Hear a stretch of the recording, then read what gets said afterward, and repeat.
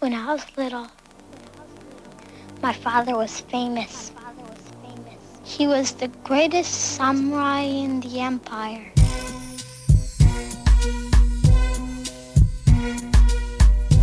He cut off the heads of 131 lords. Hey everybody, Jerry Williams, aka Greater Sapien here. Thanks for stopping by. Now you might be wondering why I don't look like my normal, vibrant, life-affirming self at the moment. That's because this video takes place in the virtual world, the augmented reality world of my Apple Vision Pro. This is the avatar, or persona that they call it, created from a scan of my face. It's a bit uncanny valley, and honestly, it doesn't capture that air of smug superiority laced with a hint of violence that my actual face does, so I'll just have to try hard to convey that with my voice, whether you like it or not. The other day, Dave McKeegan uploaded the full 360-degree time-lapse video he recorded of the perpetual sun in Antarctica. And even though navigation is much easier on YouTube, I had to try uploading the file to my Vision Pro to experience the full immersive view. So this is what this looks like. I can just turn around. Now the main section, I hope this is facing the camera. This is where most of the controversy lies, in this frame right here. But I can turn, it's actually not as easy as you would on, say, a YouTube video where you can, whoa, face just got really close to me for a second there. But I can just kind of turn and watch. I can just kind of watch the action here.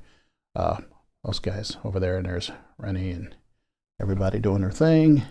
And I have to say, it was worth it. This is my new meditation spot. I'm going to just pop on some music and spend 15 minutes here whenever I can. But what I thought I would do while I was here was take a moment to debunk a few claims I saw being made about the 24-hour time lapse that Dave released last week. Now that file that was released last week is the same footage, but it is limited to the view tracking the sun. And even though the original was captured at a rate of 1 frame every 2 seconds, that file was sped up 32 times the original time-lapse speed. Each frame of that video represented just over a minute, while this full video is 1 frame for 2 seconds. People were very quick to try to call things into question without leaving room for what the full video would show, and they look like morons because of it. This is a series of videos that popped up into my Twitter feed by some doof named Canary in a Coal Mine. But the same claims are being made by many out there. This guy seems super determined to burn Austin Whitsitt to the ground, by the way. I'd love to watch that if I didn't have so many more interesting things in my life. So the first claim is just after the beginning, within a second or so. A tripod allegedly has no shadow and chroma keys out. This one is easy. Even in the original video, you can see that it doesn't disappear. It just wasn't there and shows up. Going back and forth over a frame before it shows up isn't showing that it's chroma keyed out. We're going to watch as someone walks up.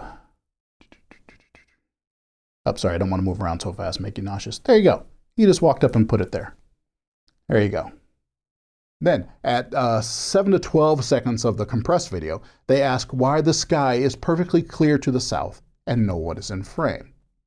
Well, it's a 360-degree view, so let's find that spot in the full video and look around. I should note that the video in the post skips dozens of frames in that time period, effectively deleting the few frames that actually show people in frame. Okay. So the question is why during this whole section here is there are no people. But as you can see, even though in the main one, people are off the frame, here they are. Where are they at? Let me turn around the other direction. There they are. There's all the people. They're all doing stuff. They're all working.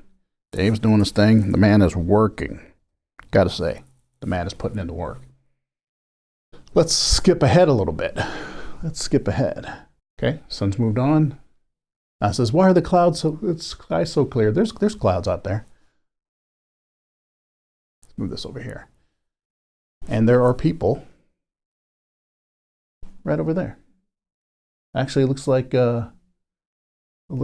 Toon was doing a live during this time that everyone is saying, hey, why aren't there any people in the frame of the shot during this southern facing? Well, they're right over there doing their lives.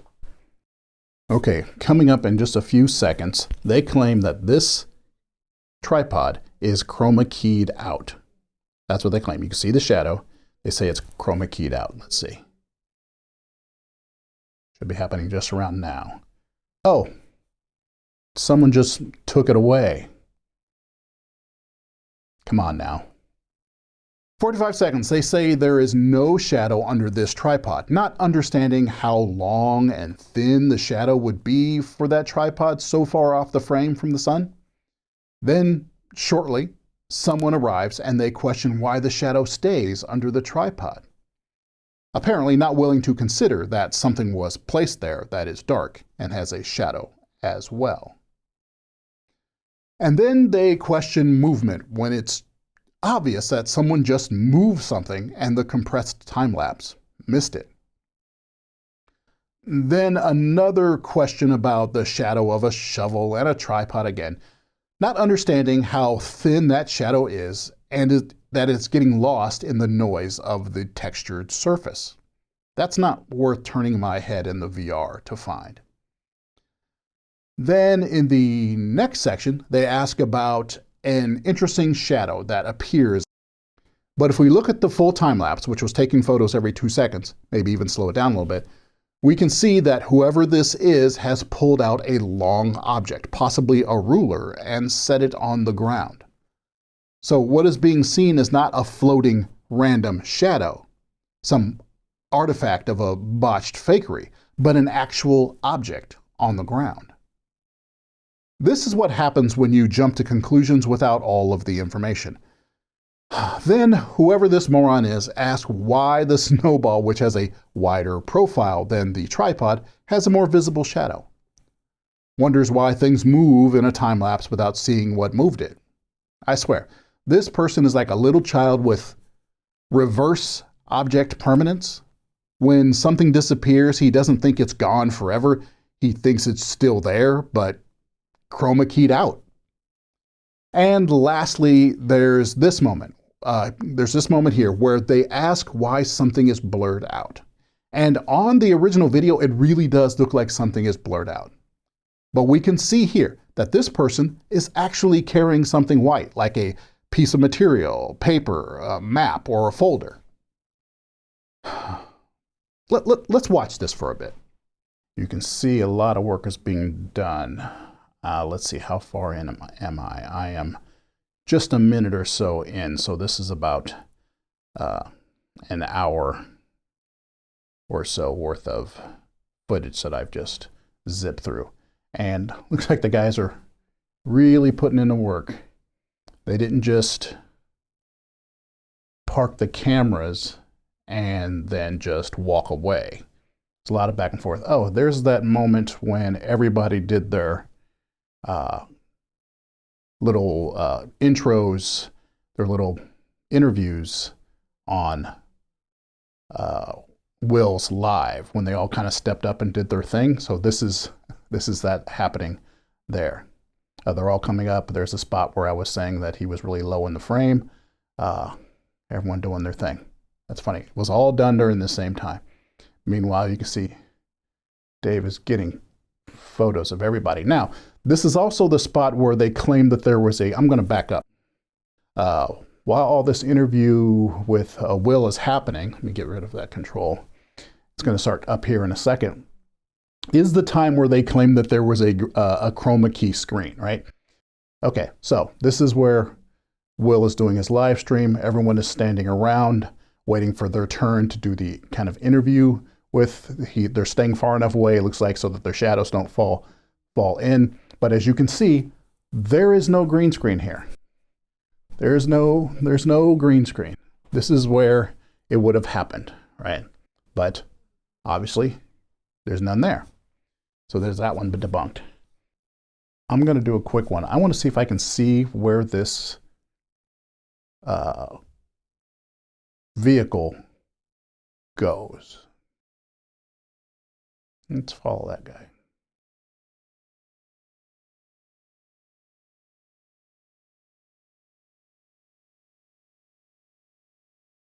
Yeah, he went pretty far away. The people are wondering about like seeing these mountains and how, oh, it's the same mountain. You know, how, you know, why aren't we seeing the camp? You could see how far away he had to drive. Let's do that again. Let me back up. I'm gonna use my finger here to follow. Okay, he's gonna get in now.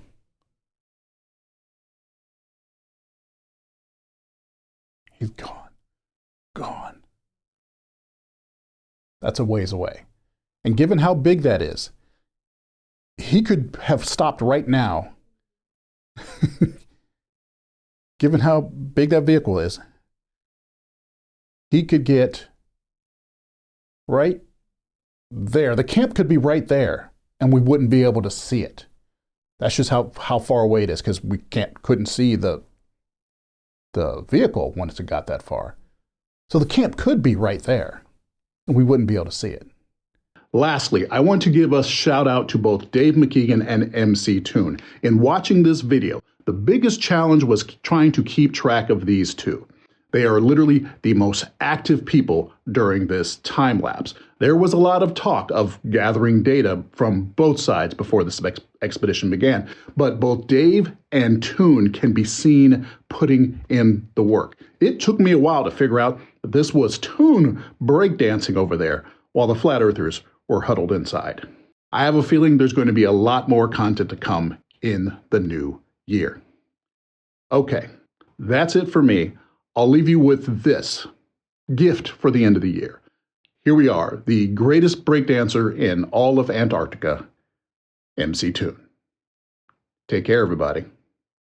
Peace.